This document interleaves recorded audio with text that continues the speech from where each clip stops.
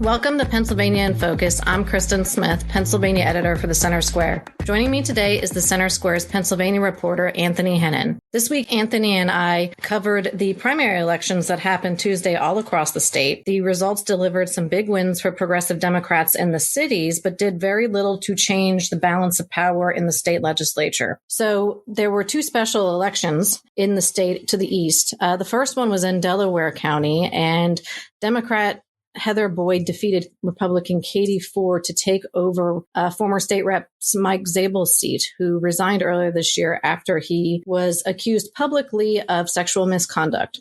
Further east, Republican Michael Stender beat Democrat Trevor Finn to fill a vacant House seat that was left open earlier this year after former State Rep Linda Culver moved to the Senate. She replaced Senator John Gordner, who retired and went to work as a Senate staffer for the Senate president. Also on the statewide level, we now have our two nominees for a November general election to replace an empty seat on the state Supreme Court. Democrat Dan McCaffrey and Republican Carolyn Carluccio will face off to join the currently 4-2 Democratic leaning bench, which is kind of a pivotal race in the sense of the future of some of our most pressing social issues that have yet to be decided. We have cases currently pending about abortion, about gun rights, of course, the ongoing debate over election reform. So that race is being closely watched by pretty much just about everyone in the state to see kind of how our future could pan out potentially, given these really hot button issues that will likely be decided in the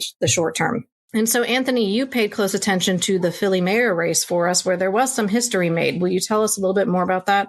Yeah, so this will be Philadelphia's 100th mayor coming up in November because current mayor Jim Kenney is term limited, so he's out of there. Going into this race, there were a number of former city council members running. We only had a few polls here and there, and it wasn't really clear who was in the lead. There was a statistical tie among three of them going into it. But Sherelle Parker, former city councilwoman and state representative, came out ahead with about, I believe it was 36% of the vote or so, somewhere around there. But Parker beat out former city controller Rebecca Reinhart, former city councilwoman Helen Gim, and former city councilman Alan Dahm. Parker is coming out of, basically, she's seen as the consummate insider of the city, riding to victory on support of the city's black political establishment, which the Philadelphia Inquirer categorized as she was practically raised by it. So it's interesting watching this race. Basically, you had Rebecca Reinhart and to also a certain extent, Councilman Alan Dahm running as sort of these technocratic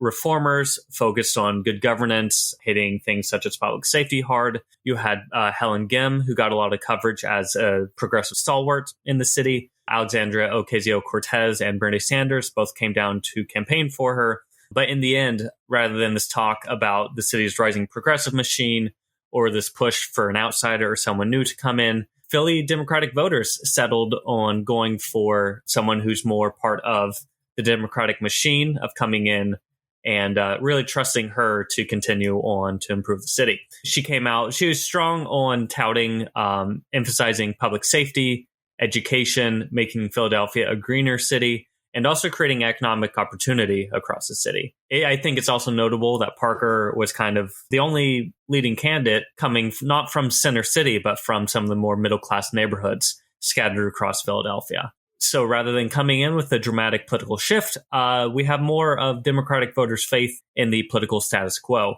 Granted, Parker is not yet mayor. She still has to compete against Republican David O., who's also a former city councilman. But Philadelphia has a ratio of basically, I believe, 7 Democratic voters for every 1 Republican voter. So it's widely seen as Parker will cruise to victory in November. So it's de facto she will be the mayor, but it's not yet a done deal. We'll see what happens.